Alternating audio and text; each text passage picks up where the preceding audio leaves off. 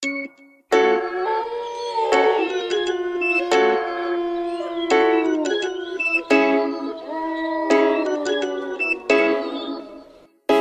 po si Mr. Suave, grabe. Ang mga nagkakandarapan malulupit na babae, gusto magpalahi sa isang anak lang na masigasig na mananahe. Minsan naisip ko magpare na lang kaya ako dahil sa pila-pilang babae, Diyos ko po, iwas mo ko sa disgrasya, baka mabuo.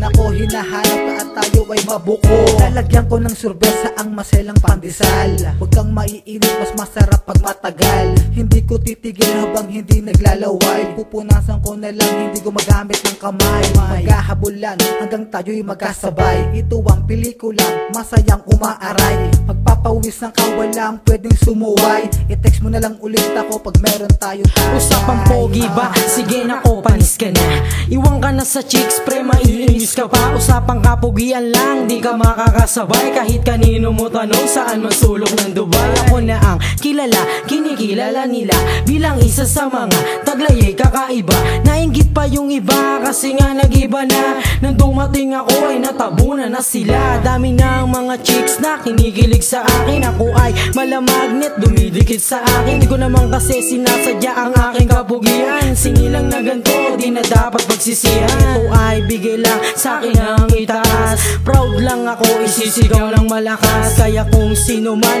ang pogi, halika.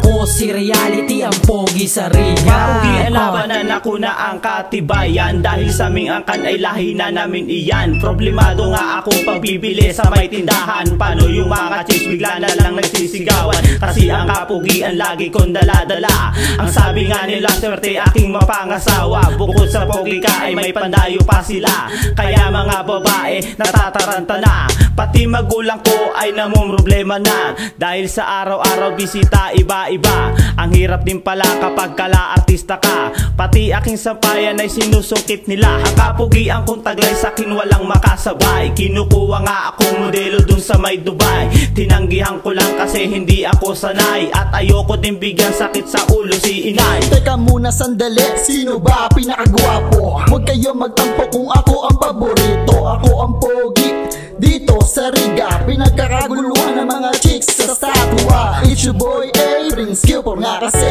hindi ko mabilang mga chicks ko sa tabi. Minsan naisip ko rin na nakakasawa. Kung sakit lang to gusto ko ng mga hawa. Mr. Pogi like me, so hot parang lucky me. Lagi kong naririnig, you are so yummy. Kahit malaki ang aking tummy, napapa-in love pati mga mami.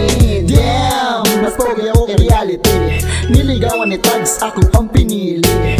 Pinadayo ako ni pick up sa Abu Dhabi. Sa mga chikas doon sa akin tumitili.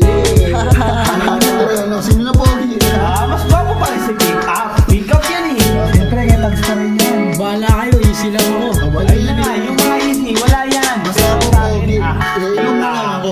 Alam na nila yun, alam na nila. Basta yun niligawan ni Tags, sa akin lumapit. Sa'yo lumapit pero sa akin nakit. Sa akin nagpasabi. Sa akin pa rin uuwi. Shot na tayo. Ang gwapo mo. Putang ina mo. Sige.